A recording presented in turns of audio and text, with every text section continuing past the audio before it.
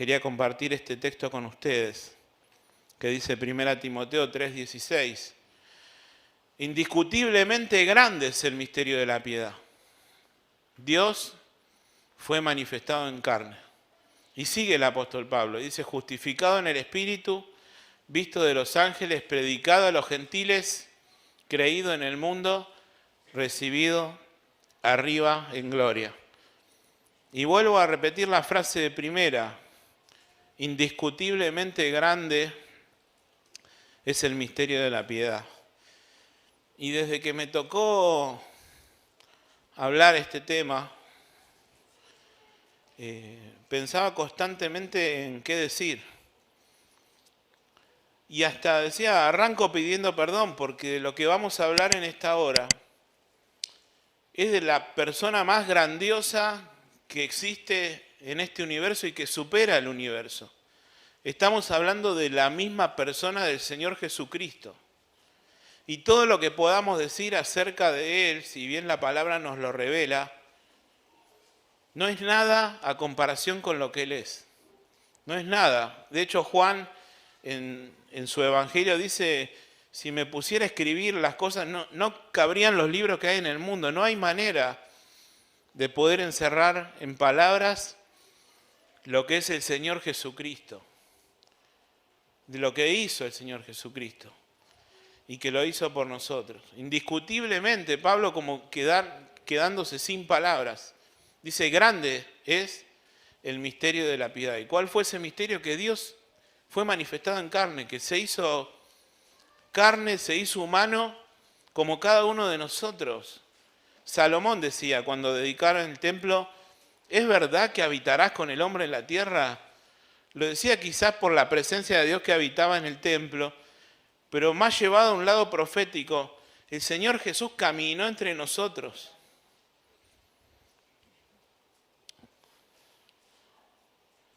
La cuestión del autodespojo de Cristo, la kenosis, se halla en Filipenses 2:7, de ahí sale el pasaje. A ver si alguno, bueno, lo voy a leer yo.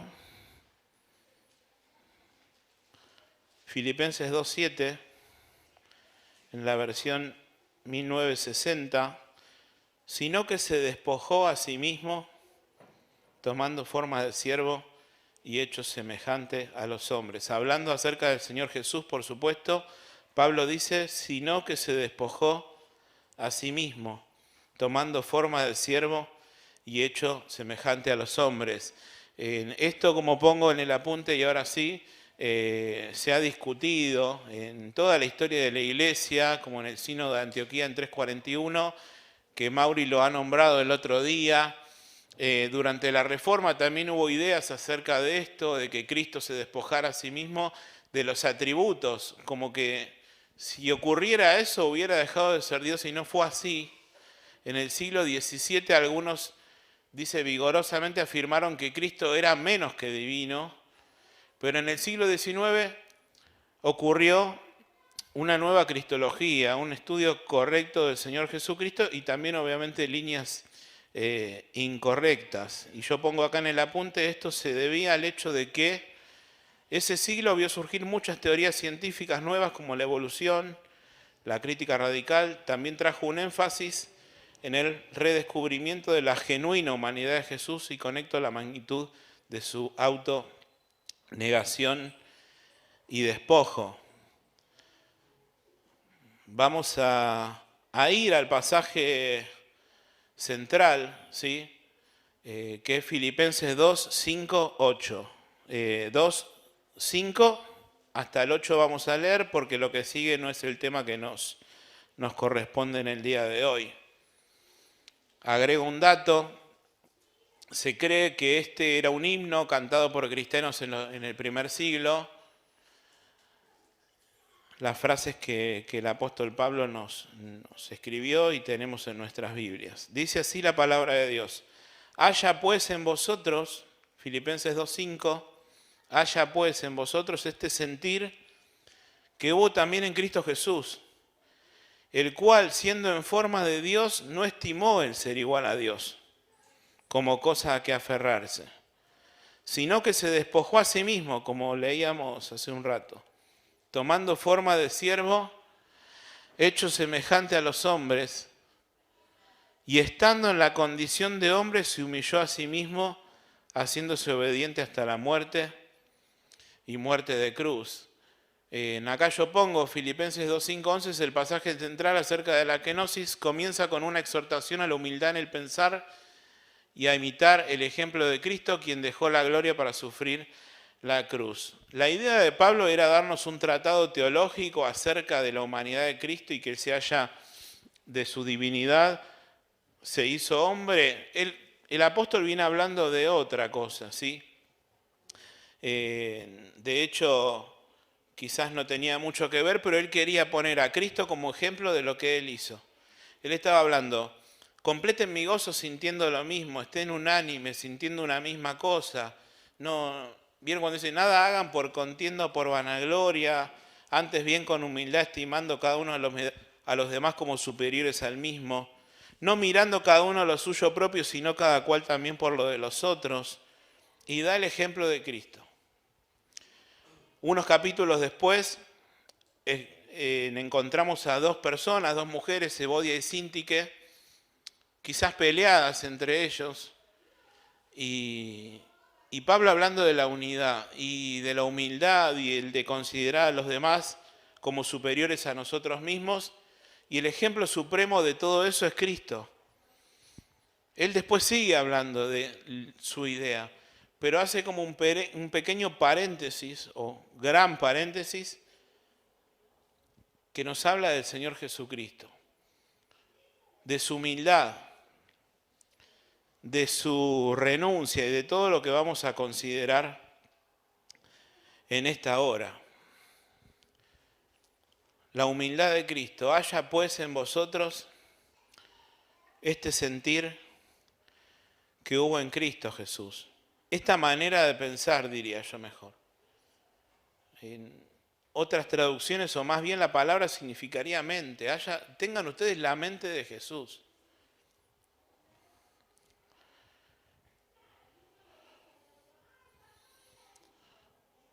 Y empezamos medio descifrando este pasaje, el cual dice, siendo en forma de Dios.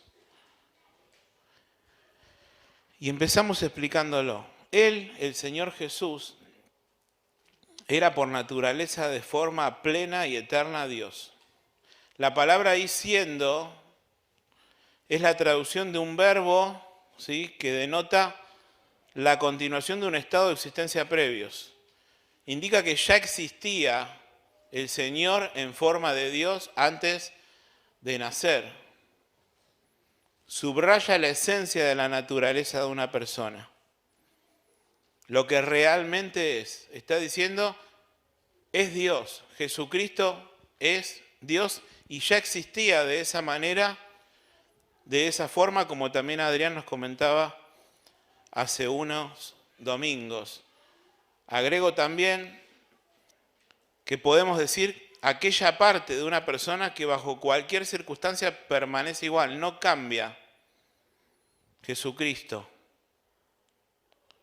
Y era desde la eternidad, sin alteración alguna, siempre será en forma de Dios. Hay un pasaje que dice que Jesucristo es el mismo ayer, hoy y por los siglos. No fue alterada su divinidad, como vamos a ver ahora, en el hecho de que se haya humanado, que haya tomado forma humana. El cual siendo en forma de Dios, un ser constante, sin cambiar, sin alterarse y con su esencia como la persona de Dios.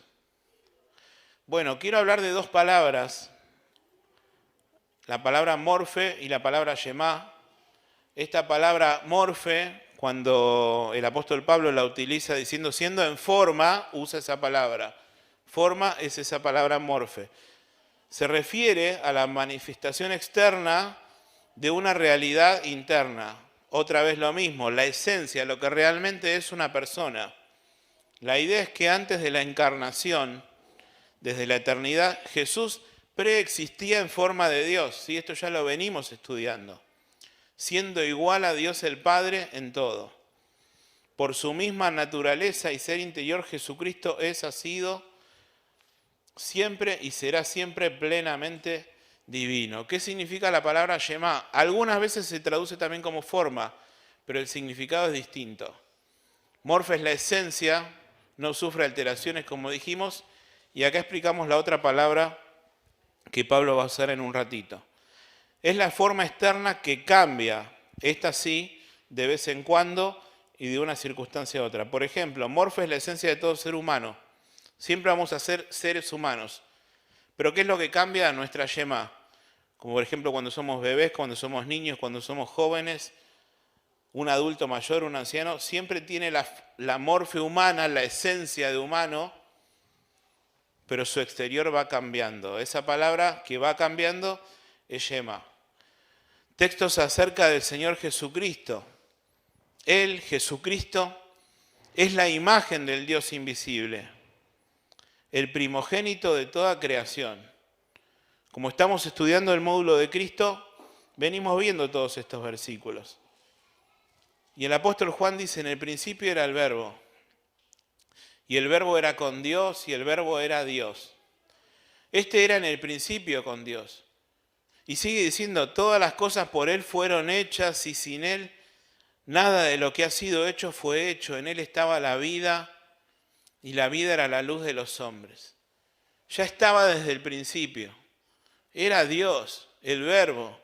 Y dice, y aquel Verbo fue hecho carne, lo que tratamos en esta hora, y habitó entre nosotros, y vimos su gloria, gloria como del unigénito del Padre, lleno de gracia y de verdad. Juan también vuelve a decir en sus cartas lo que era desde el principio, el Señor Jesucristo, lo que hemos oído, lo que hemos visto con nuestros ojos, o sea, al mismo Dios lo vimos con nuestros ojos, palparon nuestras manos tocante al verbo de vida, porque la vida fue manifestada, dice, y estaba con el Padre y se nos manifestó.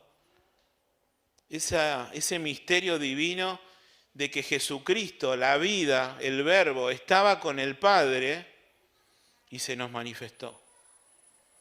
Algo difícil de expresar con palabras, pero el Señor mismo dice, antes que Abraham fuese, yo soy. Otro versículo más. Ahora pues, Padre, glorifícame tú al lado tuyo, con aquella gloria que tuve contigo antes que el mundo fuese.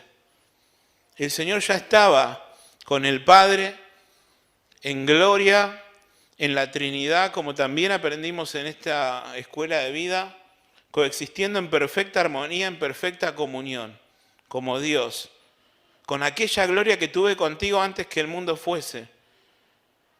Padre, aquellos que me has dado, quiero que donde yo estoy, también ellos estén conmigo para que vean mi gloria, que me has dado, porque me has amado desde antes de la fundación del mundo. Dios, en estos postreros días, nos ha hablado por el Hijo, por el Señor Jesucristo, a quien constituyó heredero de todo y por quien asimismo hizo el universo, el cual, siendo la misma palabra, el resplandor de su gloria y la imagen misma de su sustancia, siendo en forma de Dios, la imagen misma de su sustancia, y quien sustenta todas las cosas con la palabra de su poder, el Señor Jesucristo. Hay un himno, el último, que creo que dice, dejando la gloria al mundo bajó, y en forma de siervo él se anonadó. Ya existía desde antes de la eternidad, podemos decir, siendo en forma de Dios. ¿Y qué es lo que sigue?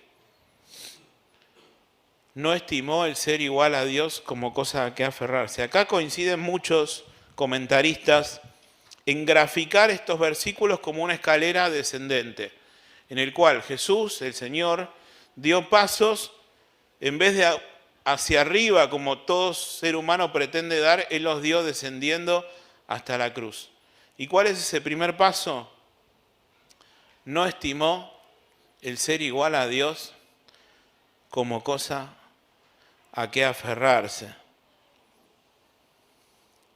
Desde su posición exaltada como Dios, el primer paso descendente de Cristo fue que no estimó el ser igual a Dios como cosa a qué aferrarse. Aunque seguía existiendo plenamente como Dios en su encarnación, se negó a retener sus derechos y prerrogativas divinas. Ser igual a Dios es sinónimo de la frase anterior en forma de Dios. Acá la palabra igual, lo pongo en el apunte, es la palabra isos, que es una equivalencia exacta. Igual a Dios. Pero dice, él no se aferró a eso. Cuando uno se quiere aferrar a algo y te ha pasado en tu vida con algo que no querías perder, dice, uno se aferra. Se agarra para no perder determinada cosa. Jesús no se aferró. ¿Saben por qué? Porque sabía que no lo iba a perder. Me gusta esa idea. Nosotros nos aferramos a algo y no queremos soltar algo que muchas veces hasta nos hace daño, y nos aferramos y nos aferramos y nos lastimamos, pero Dios, Jesucristo, no se aferró, dice el apóstol Pablo. Y alude a algo que se toma o se lleva por la fuerza. No necesitaba, es suyo, le pertenece y nunca podía perderlos. No obstante, estuvo dispuesto a poner a un lado su gloria visible.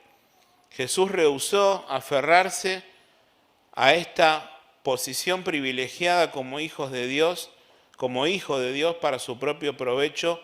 Tampoco la consideró una posición estimada que podía beneficiarle. Acá en el apunte yo pongo unos pasajes que me vinieron a la mente en cuanto a que el Señor no abusó de esa posición de Dios para su propio beneficio. Por el contrario, lo usó para el beneficio de los demás. Por ejemplo, Mateo 26, 53. En cualquier momento dice, ¿no puedo yo orar a mi Padre y que mande más de 12 legiones de ángeles? Sí, podía, pero no lo hizo. No aprovechó su condición de Dios para su propio beneficio. ¿Qué más? En la tentación, Mateo 4, versículos 3 y 4. El diablo le dice, haz que estas piedras se conviertan en pan. Y el Señor no lo hizo. Tenía el poder para hacerlo. Y posterior a eso pongo cuando el Señor alimentó a la multitud. No lo usó para su propio beneficio, sino que lo usó para el beneficio de otros. No se aferró a eso.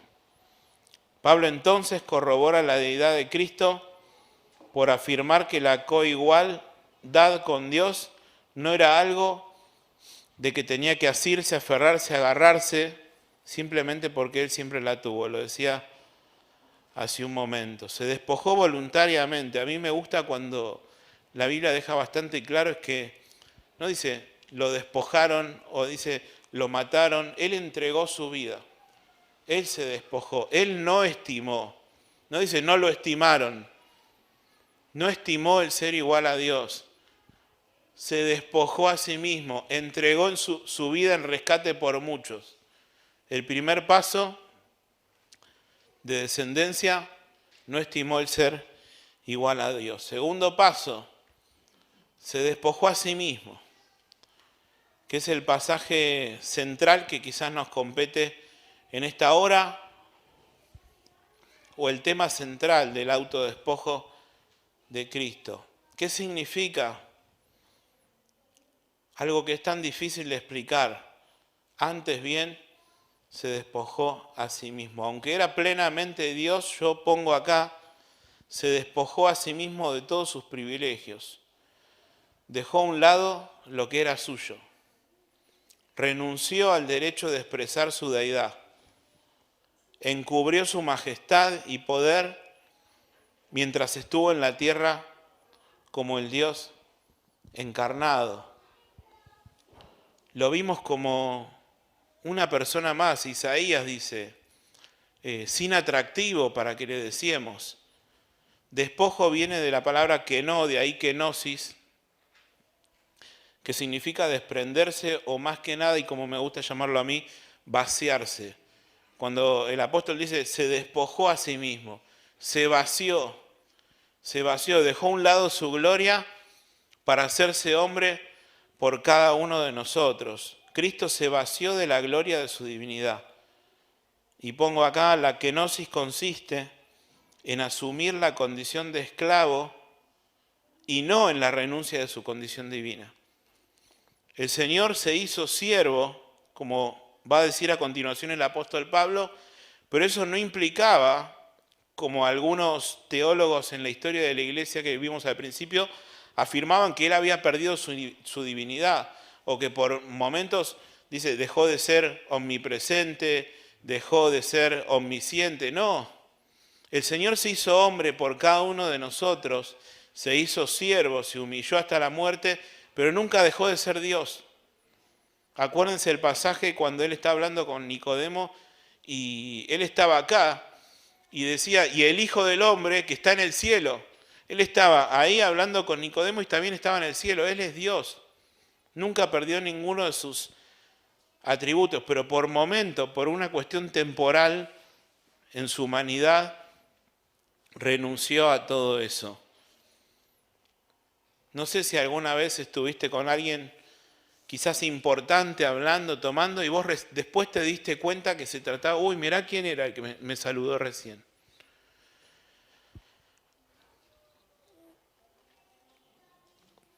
Cabe recordar, pongo yo, siempre que Jesús se despojó a sí mismo de solo algunas prerrogativas divinas y no de su deidad, lo dijimos hace un momento. Él siempre ha sido y siempre será Dios pleno y eterno, como Pablo declaró en el versículo anterior. ¿De qué se despojó el Señor? Yo puse 5 cosas en las cuales Él se despojó. Pero no caben en nuestra mente lo que el Señor renunció. Primero dice que se despojó momentáneamente de su gloria. Leímos el pasaje de Juan 17 que dice, con aquella gloria que tuve contigo, porque se había despojado de ella. La gloria que tuve contigo. Por el momento, si bien era Dios y era el Señor, no era visible esa gloria mientras Él estaba aquí en el mundo. ¿Por qué? Porque se había despojado de ella. Con esa gloria que tuve contigo antes que el mundo fuese. El Hijo de Dios dejó la adoración de los santos y los ángeles en el cielo. Él renunció a todo su esplendor celestial. ¿A qué más el Señor se despojó? ¿A qué más renunció? Jesús se despojó a sí mismo de la autoridad divina. Por supuesto que el Señor acá nunca perdió su autoridad.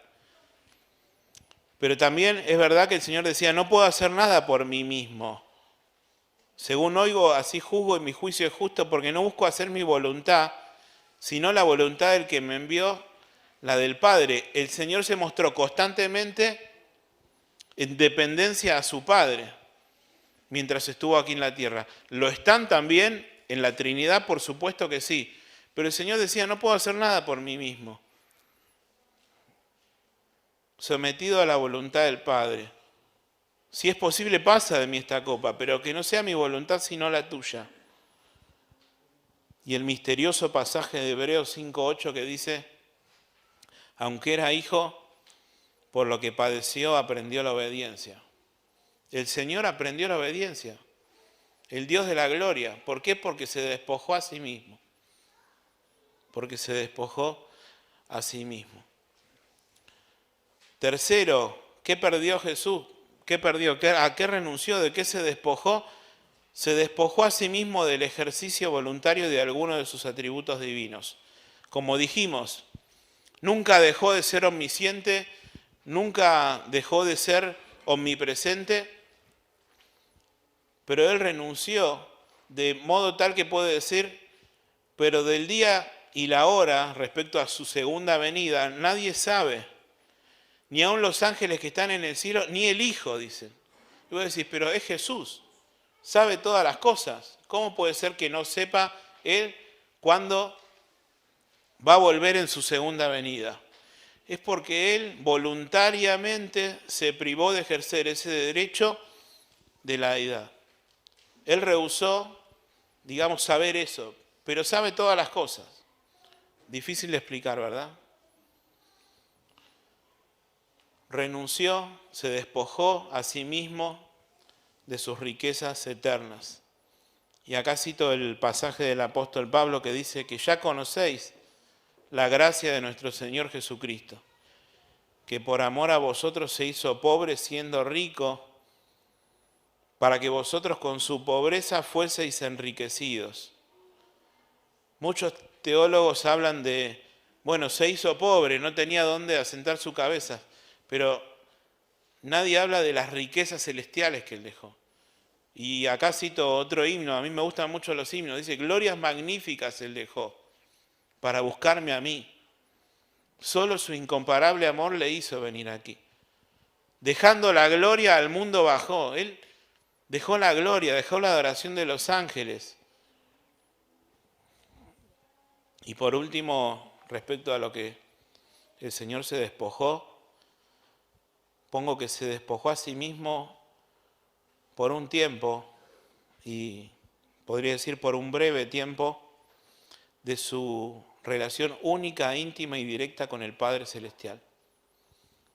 Incluso hasta el punto que él podía decir en la cruz, Dios mío, ¿por qué me has desamparado?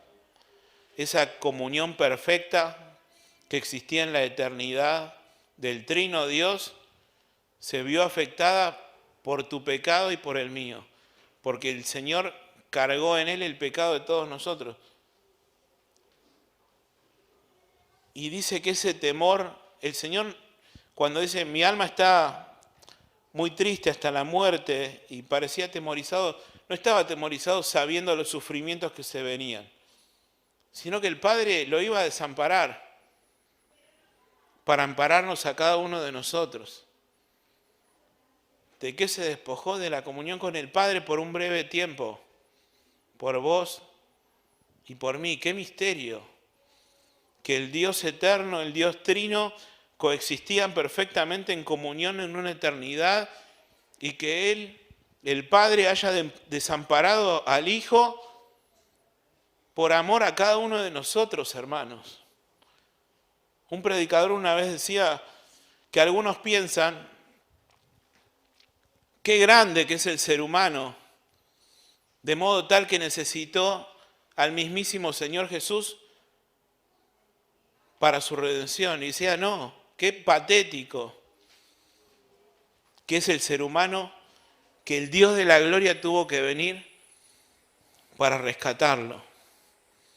Dejando la gloria al mundo bajó y en forma de siervo él se anonadó. El tercer paso, el primero, no estimó el ser igual a Dios como cosa que aferrarse, sino que se despojó a sí mismo, segundo paso. Y el tercero, tomando forma de siervo. En el siguiente paso de su descenso, y parece como que se va humillando cada vez más, y es que en verdad es así. Hace totalmente lo opuesto a lo que haría cualquier ser humano, de buscar crecer, de buscar engrandecerse, de buscar enorgullecerse. El Señor hace lo diametralmente opuesto. Jesús dejó todos los derechos de su señorío, tomando forma de siervo. La palabra ahí es esclavo, como creo que dice la Nueva Traducción Viviente. La 1960 traduce siervo. La palabra es doulos, esclavo, literalmente. Jesús se hizo esclavo por cada uno de nosotros. Aunque tenía la morfe de Dios, la esencia de Dios, voluntariamente tomó la naturaleza de un siervo. Y yo pongo acá en el apunte, un doulos, un siervo, nada poseía, ni siquiera las vestiduras que llevaba. Todo lo que tenía, incluso su vida, le pertenecían a su amo. Jesús se negó a tener cualquier propiedad o gozar de cualquier ventaja o servicio especial para sí. En lo que respecta a su gloria, el Rey de Reyes quiso convertirse en el siervo de todos. El Señor mismo decía de sí mismo que el Hijo del Hombre no tiene dónde recostar su cabeza. Se hizo pobre siendo rico. tomó la forma de siervo, y otras características de los esclavos, de los siervos, eran que llevaban las cargas de otros. Y Jesús llevó el pecado de todos nosotros. Jehová, el Señor, cargó en él el pecado de todos nosotros. Tomó forma de siervo. Él renunció por completo a sus derechos como hijo de Dios y se convirtió en siervo para servir a otros. Y acá doy varios pasajes. Mateo 20, 28. El Hijo del Hombre no vino para ser servido, sino para servir y para dar su vida en rescate por muchos. En un momento, los discípulos estaban peleando entre ellos como siempre y como nosotros muchas veces, y peleándose de quién va a ser el mayor, ¿se acuerdan? Y Jesús les hace una pregunta y les dice, les hago una pregunta, ¿quién es el mayor? ¿El que se sienta a la mesa a comer o el que está sirviendo? Y los discípulos respondieron bien. Y le dijeron, bueno, el mayor es el que se sienta a la mesa. Y Jesús le dice, yo estoy entre ustedes como el que sirve. Y le cerró la boca. Se hizo siervo. El Señor estuvo entre nosotros como el que sirve.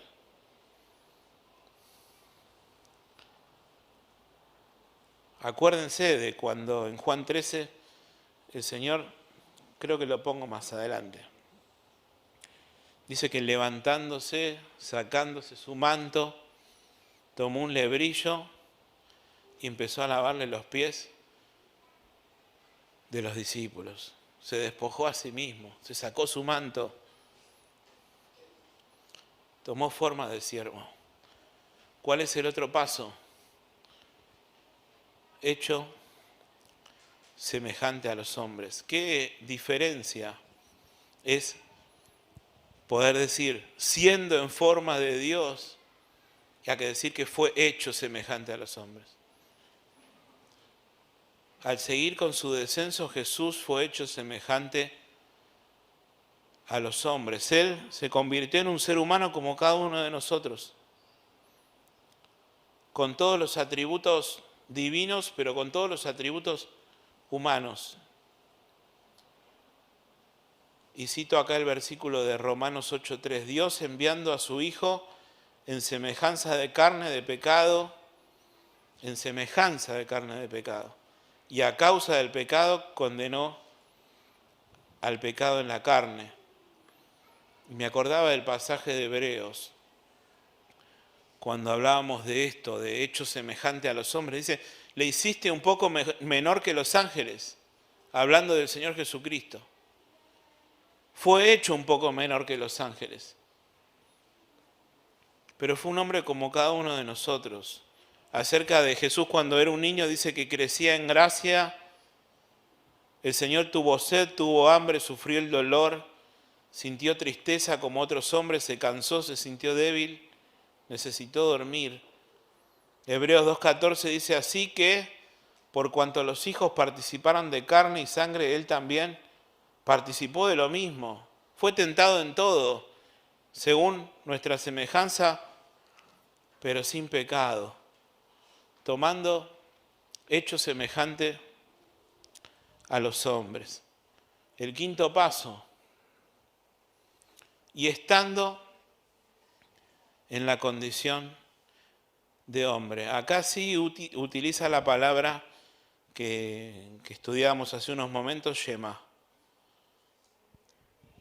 La palabra para condición es Shema, a diferencia de Morfe, que se refiere a la esencia y a la naturaleza del ser. Shema alude a la forma exterior o aspecto, no a la realidad, sino a la condición. Estando en la condición de hombre, él fue hallado en la condición humana.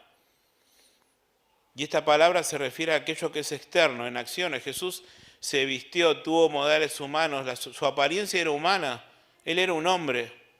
Así se humilló a sí mismo y se hizo obediente hasta la muerte y muerte de cruz. Y acá puse también versículos, Juan 1:46, que él creció en circunstancias humildes, de modo tal que Natanael le decía a su hermano, ¿de Nazaret puede venir algo bueno?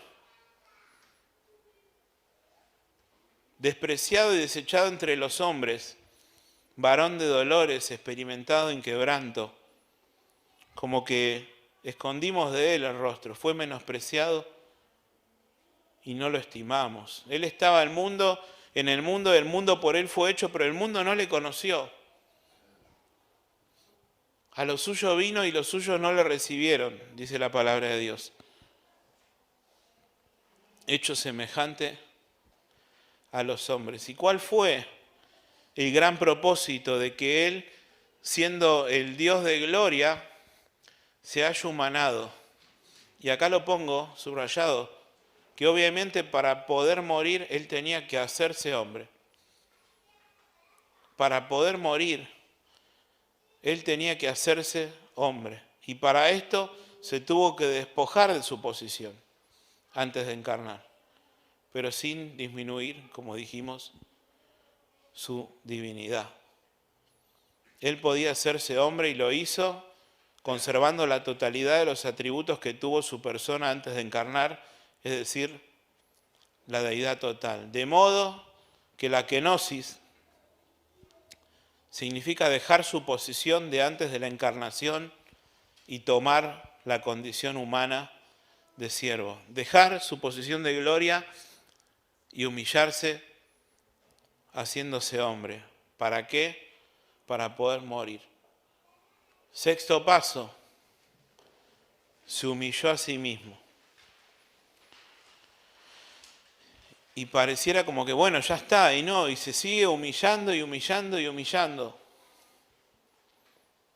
Pablo dice que Jesús se humilló a sí mismo, y la palabra más bien es se rebajó a sí mismo. Todo lo contrario a lo que haríamos nosotros, ¿no? En vez de rebajarnos, queremos exaltarnos, queremos que nos reconozcan.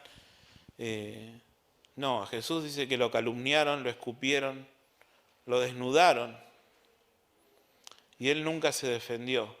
Dice que cuando le maldecían, no amenazaba. Cuando padecía, no amenazaba. Se negó a hacer valer sus derechos como Dios. Se negó a hacer valer sus derechos como Dios. Y sigue el pasaje. Se humilló y estando en la condición de hombre, se humilló a sí mismo, y los teólogos dan más pasos, pero no los vamos a decir ahora, haciéndose obediente hasta la muerte y muerte de cruz.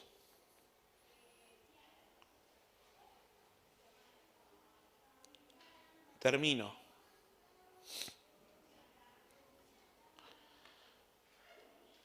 Y voy a leer simplemente lo que escribí. El momento más importante y conmovedor de la humillación de Jesús fue su arresto, juicio y crucifixión. Se burlaron de él, lo calumniaron, escupieron, golpearon, azotaron y le arrancaron dolorosamente parte de su barba, lo dice la palabra. Con todo, él nunca se defendió, no se enojó, no exigió, no acusó, se negó a hacer valer sus derechos como Dios. Él hizo una renuncia extraordinaria de amor, algo que el ser humano nunca estaría dispuesto a hacer. Debido a su naturaleza caída, que es egoísta, nosotros, ambiciosos, orgullosos, vanidosos, mientras que Jesús fue todo lo contrario. Es nuestro ejemplo a seguir.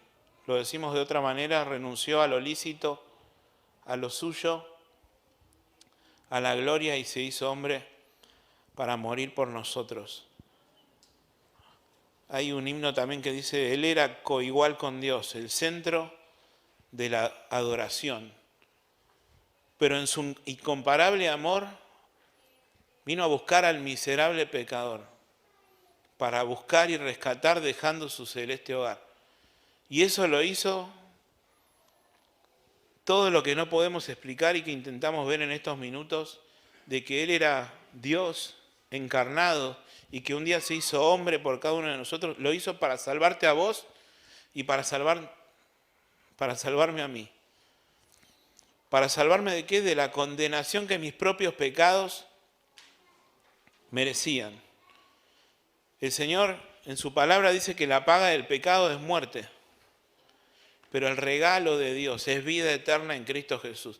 Si vos no tenés la salvación, si nunca recibiste el perdón de tus pecados, hoy Jesús, Dios, quiere regalártelo. Si vos te acercás a Él en arrepentimiento y fe y decirle, Señor, perdóname, quiero ser un hijo tuyo. Gracias por eso que quizás no puedo comprender, de que siendo el Dios de gloria, descendiste a este mundo para salvarme a mí. Fuiste desamparado por el Padre para rescatarme a mí. Perdóname, Señor. Quiero ser un hijo tuyo. Quiero la salvación que tú das por gracia. Oramos. Señor, gracias por estos momentos. Perdónanos porque cuando hablamos de la persona del Señor Jesucristo nos quedamos cortos, nos quedamos chicos.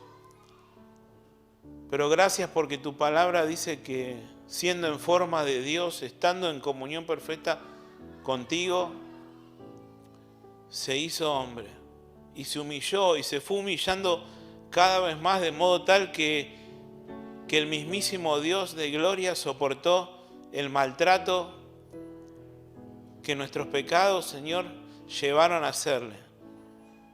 Que le escupieron, que le maltrataron y hasta que lo clavaron en una cruz. Y descubrimos en tu palabra que eso fue por nosotros y para nosotros. Gracias por ese amor. Gracias porque hiciste algo que nunca nosotros estaríamos dispuestos a hacer por nuestro propio pecado.